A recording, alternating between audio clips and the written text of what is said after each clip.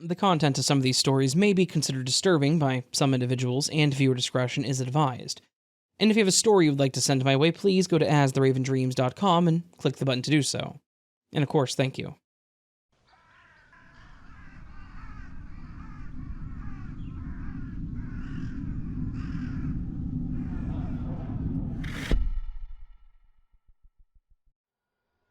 I never personally thought that rekindling an old high school flame could lead to such a nightmare. But here I am at the end of a situation that I wish had literally never happened.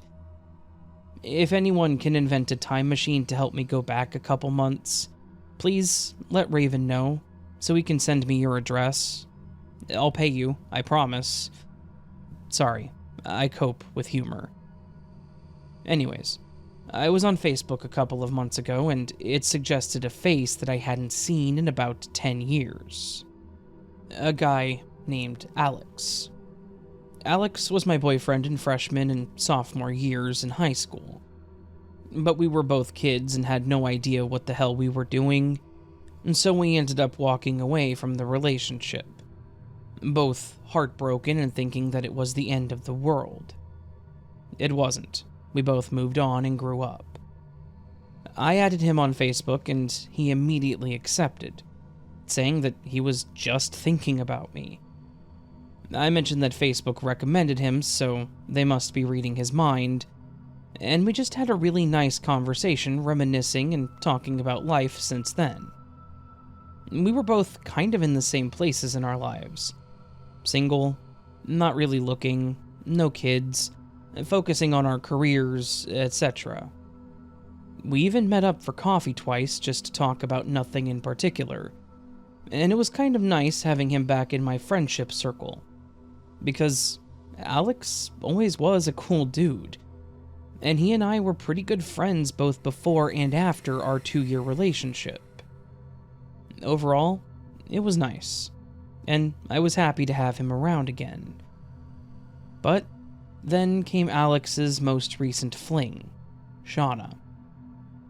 I randomly got a friend request from her on Facebook, and when I clicked through her profile, I noticed that she had pictures of her and Alex with hearts all over them. I was a bit confused because Alex was pretty open about the fact that he was single, so I asked him about her. He mentioned that she was an ex of his from about a year prior, and that they hadn't spoken much since then. I thought that was even weirder since she had pictures like they were a recent thing, but shrugged it off and moved on. I decided why not accept it. Maybe I could get a few secrets about Alex and tease him about them. Jokingly, of course. That was a mistake. She immediately started commenting on all of my posts, liking all of my pictures, even the ones from years ago. It was a bit flattering at first, but then it got really weird. She then sent me a message about Alex, specifically about our relationship in high school.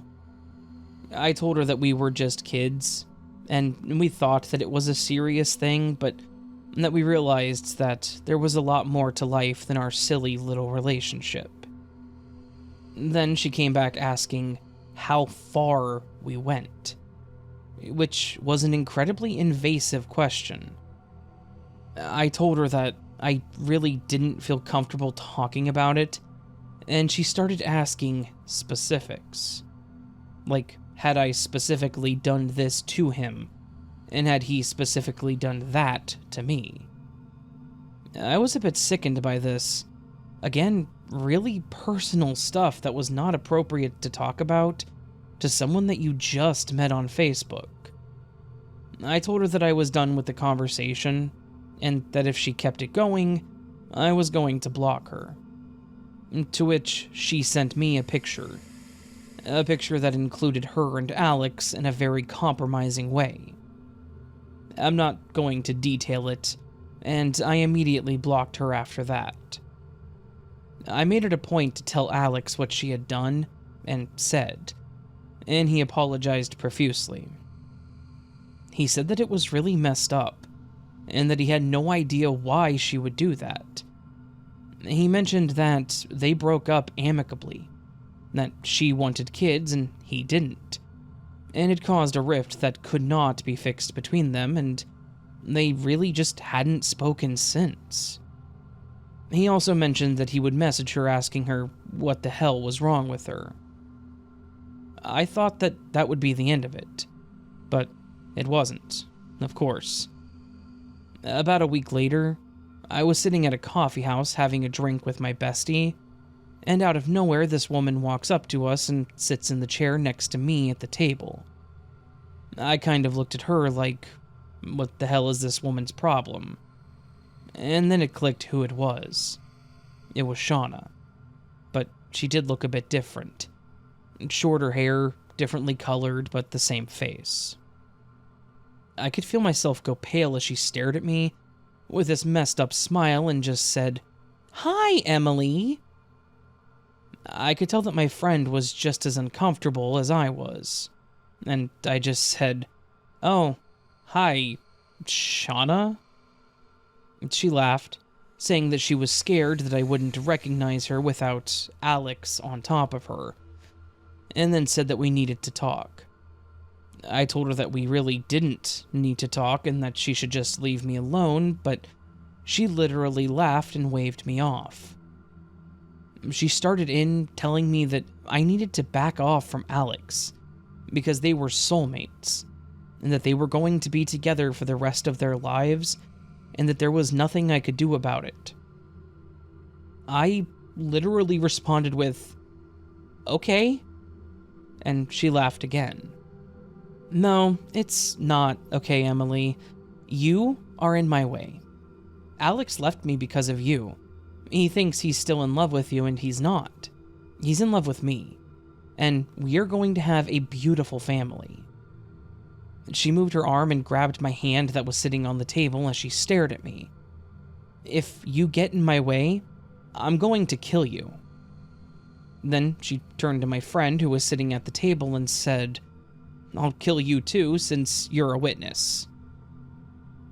We both just sat there silently staring at her, probably shocked at how brazen she was about this. She then sort of nodded and said, "Okay, I think we understand each other. I'm gonna head out for now. Bye," in a seriously chipper tone. She got up and just walked out of the coffee shop like it was nothing. I'm not going to lie, I was terrified of this woman. She was clearly insane and she was clearly obsessed with Alex. And she somehow knew where to find me on a random Saturday morning. I have no idea how she found me. I had no idea what she was capable of. I messaged Alex right then and there and told him that she was crazy. I told him that she had just shown up and threatened me and my friend, and then mentioned that we should probably keep our distance for everyone's safety. He again apologized, saying that he didn't know why she was doing this, that there was no way he was going to get back with her, and that he had no idea why she thought he had feelings for me. He did agree, saying that we should probably not talk for a while, until he could clear it up with her, and that he was going to look into getting a restraining order. And that was pretty much it, to be honest. It's only been a couple of months since that happened, and I'm honestly still horrified that Shauna's going to show up at my door with a gun because Alex turned her down. I haven't heard from her and I haven't seen her, but every time I get a Facebook notification, I tense up. This woman was obsessed with this idea of a life that she was never going to get. And I was apparently preventing her from achieving that life by simply existing, I guess. In the end, I took a very important lesson from this. Sometimes, it's best to just leave the past where it belongs. Behind you.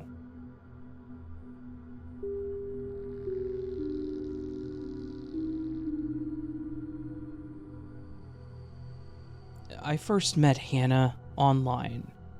I think it was on Facebook through a mutual friend that we shared. She commented something on one of my friend's posts, and I responded to her with a joke about something, and she then sent me a friend request, and that was kind of it. For a while, at least. At the time, I was seeing someone, she was seeing someone, so there was no intention beyond we share a mutual friend and have the same sense of humor. A few years later, at a get-together for that same friend, and, wouldn't you know it, we were both single and we hit it off. She was a dream come true for me. Beautiful, smart, funny. She had a laugh that lit up the room, and I fell for her pretty much right away. Before I knew it, we'd been dating for about 6 months. It honestly felt like that. We met at the party, and then we were together for half a year. Everything seemed perfect with her until then, when she sprung something on me way out of left field. Out of nowhere, she told me that she had a kid, which is something that should not have been a surprise, right? Those 6 months that we were together, she never mentioned having a daughter. There were no pictures of her with her daughter on her Facebook. In the time we'd been together, her daughter had literally never been mentioned at all. So, when she came out and said, "I have court for custody of my daughter this week," I was kind of like, "I'm sorry, you have court for what of who?" Worse yet, she kind of played it off like, "Oh, my daughter, Courtney, you've met her, I've mentioned her," etc. Apparently this whole time Courtney had been living with her ex, Ryan, her father, and I genuinely didn't even know this kid existed. Of course, I wanted to be supportive. I wanted to be there for this woman that I was pretty sure I was in love with. But I was taken aback that she was able to hide something like this for so long. I mean, it's not normal to hide a kid from your boyfriend, right? But she was adamant that she had told me about her, to the point that it actually became an argument, one that got pretty heated and pretty loud. After a while, I relented and basically agreed that I probably just forgot, just to try to calm her down. After that, I asked her about the situation, what was going on with the custody battle and all of that. She started telling me about how abusive Ryan was, how he was controlling, and that he had even gotten physically abusive with her at least once. I asked her how he ended up with custody of her in the first place, and she broke down crying, just completely sobbing about how nothing in her life is fair. I let it go, but I do want to mention that it wasn't lost on me that she avoided the question. Then came the day of court that she had mentioned, and she asked me to be there as a character witness, which, honestly, I wasn't even sure was a thing for custody battles, but I agreed. I suited up and I went with her to the hearing. I just kind of sat there awkwardly, and at one point I was brought up during a conversation. She motioned towards me, and I had to tell them who I was and what I did for a living, and that was all they asked me. I was basically told that I could remain seated on the bench, and if they had any questions, they would call on me. They didn't, and I just continued to awkwardly sit there watching this whole thing play out. And that was until one word came out of Ryan's mouth, one that was echoed by the judge: abuse. It was brought up that the reason he had full custody of Courtney was because of Hannah's abusive tendencies that were, apparently, well documented by the legal system. I don't want to get into all of it, but I think the overall theme of the whole conversation was that she had been abusive to Ryan for a long time, and the relationship fell apart when it was found out that she had been abusive to Courtney too. This was shocking to me. I hadn't seen that side of her at all. By the end of the day, it was pretty clear that she wasn't going to get custody of Courtney. At least, not full custody like she had wanted. And it was unclear as to whether or not she would even get partial custody. The whole drive home, she was quiet, just staring out the window and crying. I asked if she wanted to come over to my place to talk things out, and she nodded. So, we went back to my place, which was a decision that I genuinely regret. We got in, and I sat down on the couch thinking this was just going to be her venting, which I would have totally understood. But she immediately started going off on me. She was screaming that this was my fault, that I was the reason she didn't get her daughter back. I was taken aback, asking her how the hell it was my fault, and she yelled back that I didn't tell the judge that she was a good person, that I should have told them that she had changed and that she was no longer the person she used to be. I retorted with, "They didn't ask me to say anything. I would have told them all that if they had asked, Hannah." And then she hit me. She smacked me across the face and yelled that I should have stood up and argued for her like a man when they were talking about how abusive she was. The irony in the fact that she had physically assaulted me while yelling about how she wasn't abusive was palpable. I had to hold my breath for a moment because I was about to explode. I simply stood up and pointed towards the door, telling her that she needed to leave. She told me that I would regret it, that she was going to make my life a living hell if I left her. I reiterated that I just wanted her to leave and that she needed to get help, that I could no longer be involved in her life. And then she said something that haunts me to this day. "Whatever I do, it's going to be your fault for pushing me over the edge." And she left. Now, this was clearly a threat, but I didn't know what she meant by it. And there was only so much that I could do because they were only words at that moment.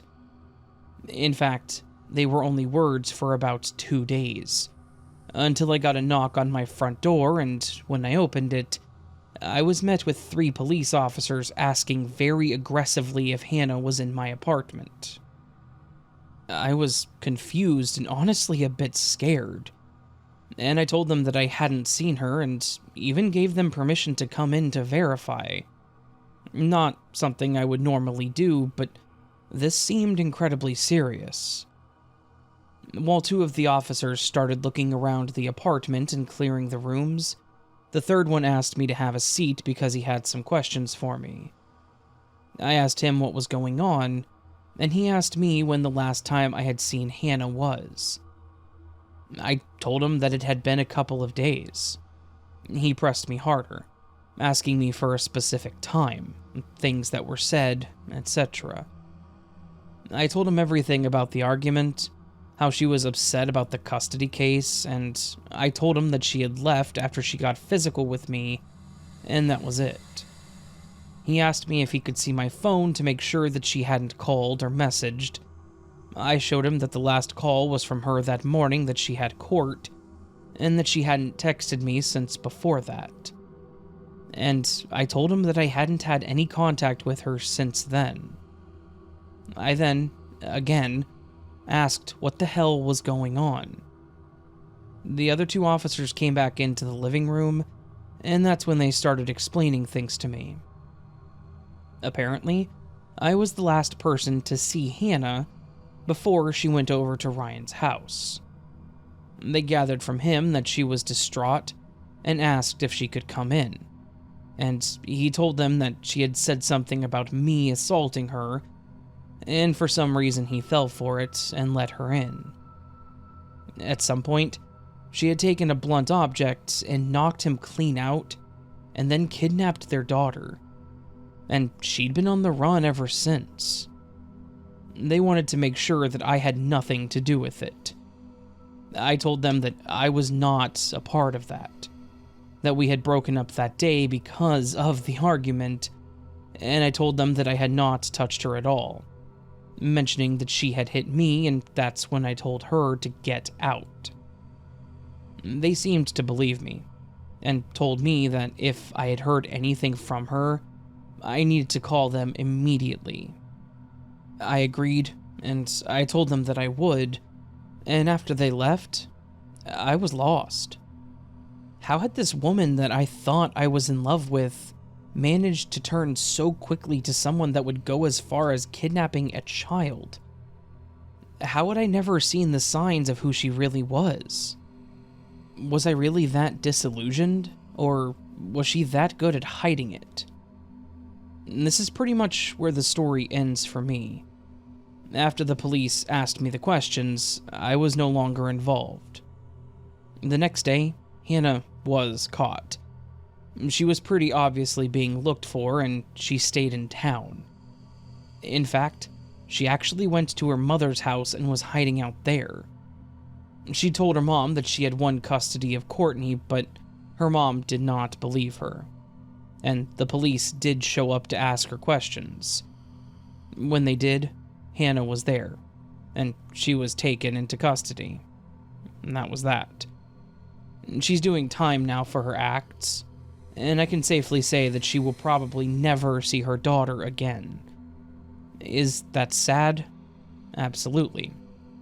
Courtney doesn't deserve to grow up without her mother, but at the same time, Hannah doesn't really deserve to be in her life for what she had done. I can end this by saying that I know for a fact that Courtney is actually doing well. I became pretty good friends with Ryan after all this. We ran into each other at a GameStop one day of all places, and were able to finally laugh about the craziness. We've hung out, played COD quite a bit, and I can say that Courtney, who just turned 9, is a very happy and intelligent young lady, with a very bright future.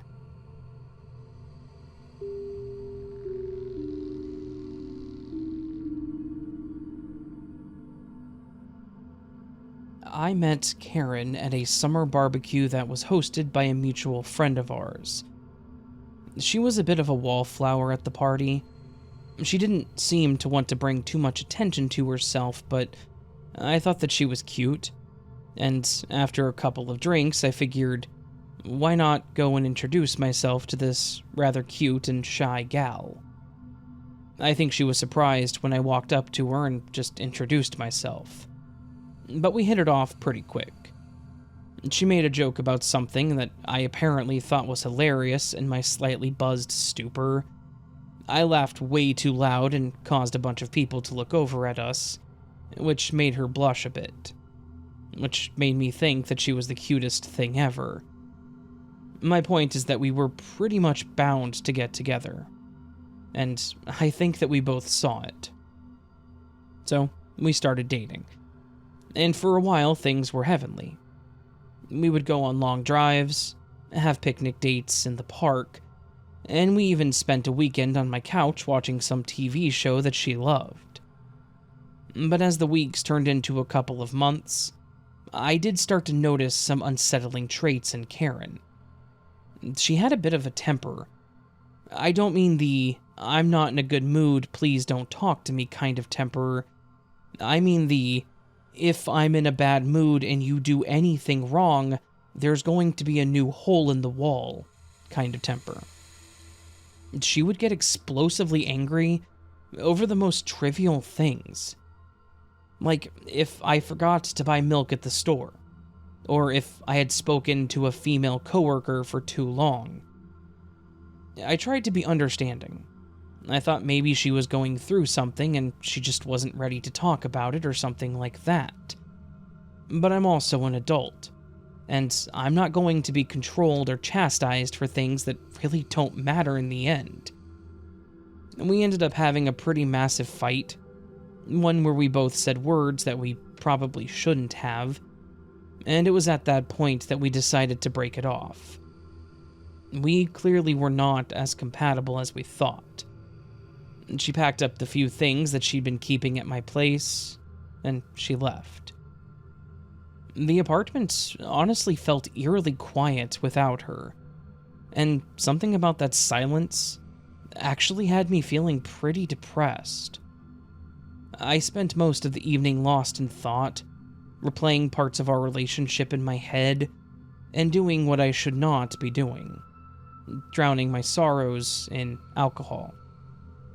Yes, I know it's wrong to pour your emotions into a glass and then drink them until you don't feel them anymore, but it's what I did. I eventually passed out on the couch, the TV still playing in the background.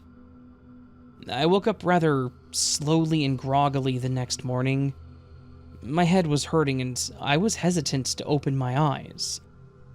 I could tell that it was light out because the sunlight was peeking through my eyelids, telling me that it was probably around 6 or so in the morning. When I finally did open my eyes, thinking that I needed to get up and go to the bathroom and start my day, I was surprised by what I saw.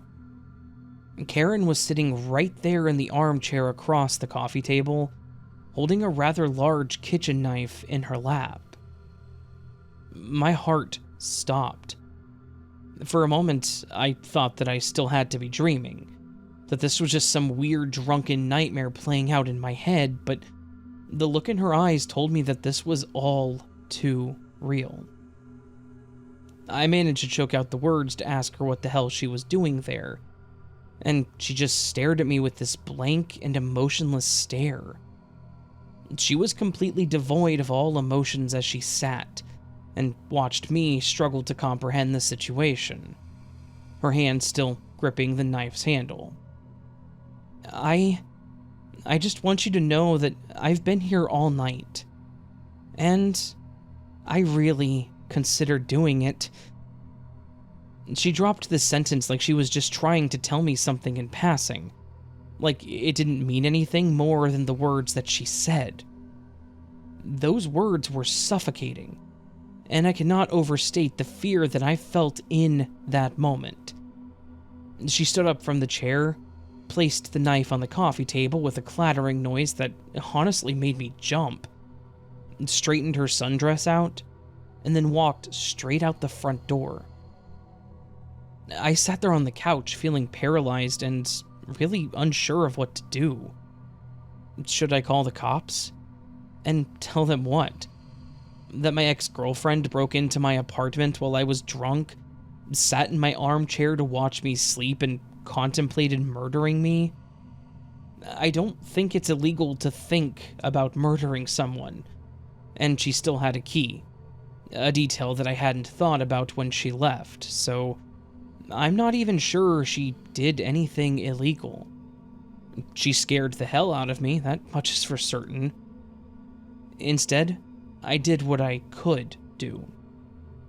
I asked the office to change the lock on my apartment, informing them that I had an ex-girlfriend that had a key.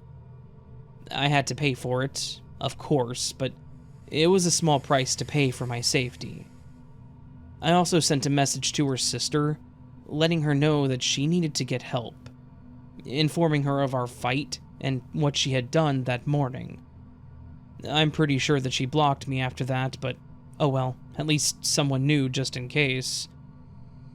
It's been about a year since this happened, and I haven't heard from nor seen Karen, but that memory definitely lingers. I absolutely cannot sleep on the couch anymore. I sleep in my bedroom every single night, or any time that I want to take a nap. And I lock both the front door and the bedroom door whenever I do. This is, without a doubt, the closest I have ever come to dying. And I'm pretty sure that if she had just been pushed just a little more, she would have done it.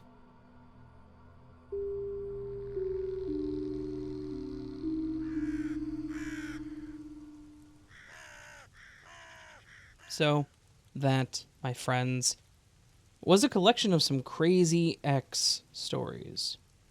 Crazy ex-lover stories, or in this case, I suppose, crazy ex-girlfriend stories again.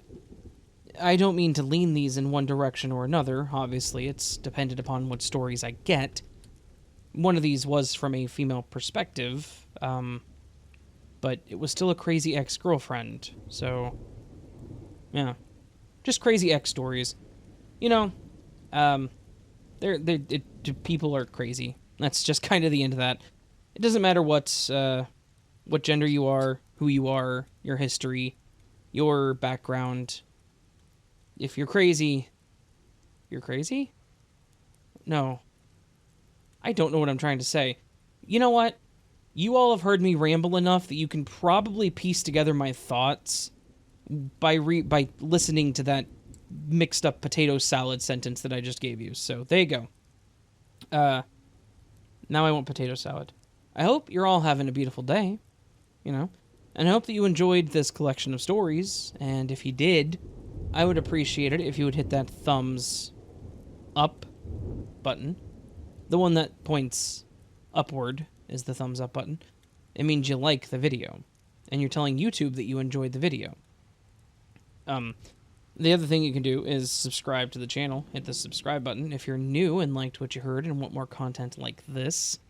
Posting a lot. It's October, so I have to. And if you're feeling ever so bold, you can leave me a comment down below letting me know your thoughts. Have you ever had a crazy ex? If so, let me know. If you have a story and you want to have it, narrated, go to astheravendreams.com and submit the story to me, and we'll get it in line for another video. Yeah. There's also the join for memberships or Patreon. We're getting early access to content like this or something else, other things, depending on what you sign up for and how you sign up. There's also the super thanks, which is just a tip to the channel, bit of a support, never expected but always appreciated. And of course, we do live stream on Friday nights now, so if you're free on Friday night around 7:30 or 8 p.m. Central Time, check it out. It's a fun time. Usually we just chat it up. Sometimes I play games. Sometimes I do live recordings. Haven't done that yet, but sometimes I will. But it's just really a fun time. So I'd love to see you there if you have time. Anyways, my friends, I hope you're having a beautiful day, and I do hope I see you again here very soon. But until then, remember, you are loved, you are valid, you are important, you're the best you that you can be. Do not forget it, and please do not let anyone tell you otherwise. And until I see you again, much love, and sleep well.